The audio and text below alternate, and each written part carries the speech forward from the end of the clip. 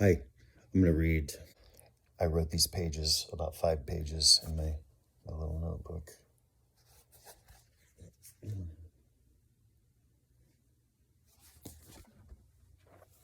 Pens are everywhere on my wooden table here, in front of the couch, in front of the TV. It's late, and Jen sleeps here beside me, and Falcone scratches balls to my other flank. The window's cracked. It's cooler this week. I'm privileged to work as an artist. What I mean by that is it's a privilege to live this way. I'm fortunate to be able to live with this crystallized chapel of light at my center.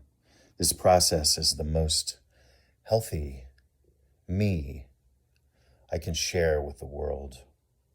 That light I reference, it's the creative light of the world. I think of scenes,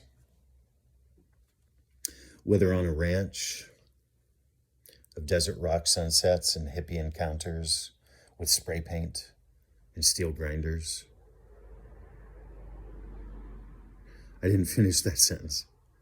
Anyway, I just moved on. The bank of the LA River in concrete, an Edgewater village hosting me, asking and telling. I think of the overblown foliage to weed through, climbing the Reservoir Park downtown, 5 blocks from home, pretty much in the Black neighborhood. Black Lives Matter, we learned at that time, by witnessing America's most widespread rioting ever perpetrated. It was imprinted all over my brain that day as I hiked up Fort Wayne's urban mountain. There was no view because foliage. Goldfield was a whistling wind of its own. That experience of life in Goldfield was another privilege, to view the world from that remote solitude, the oddballs of trailer towns with a historic rusted limestone crumbling streets with no name kind of thing on a high desert plain. Not to mention we buried 40 cars in the ground. 2 of them were buses. I went to LA to fishbowl, but that little project has put me in a lot of interesting locations.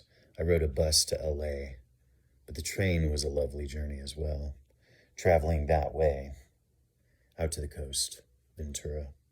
I had no money at all until window cleaning and selling some paintings funded me.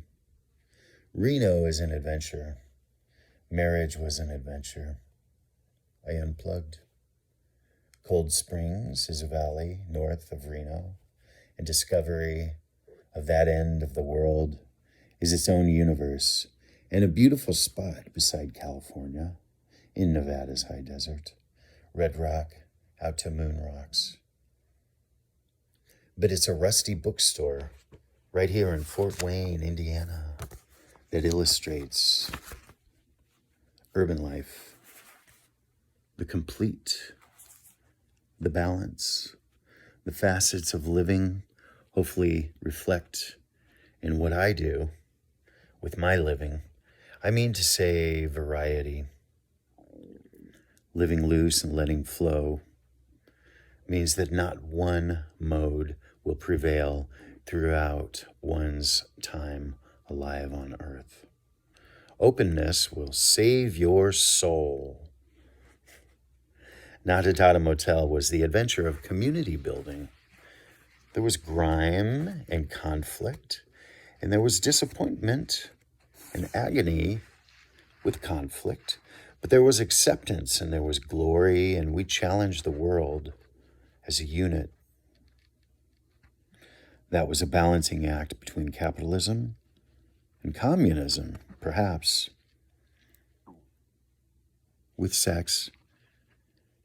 Managing a beautiful gallery of my own was only a precursor.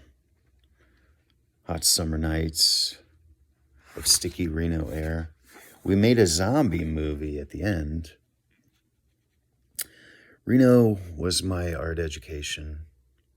Or another way, another view is to say the education I got in Reno solidified my direction as an artist. By living through some great times, we all kind of shared. Our reflections of each other will live on. Our mark has been made. We left remains. Thank you.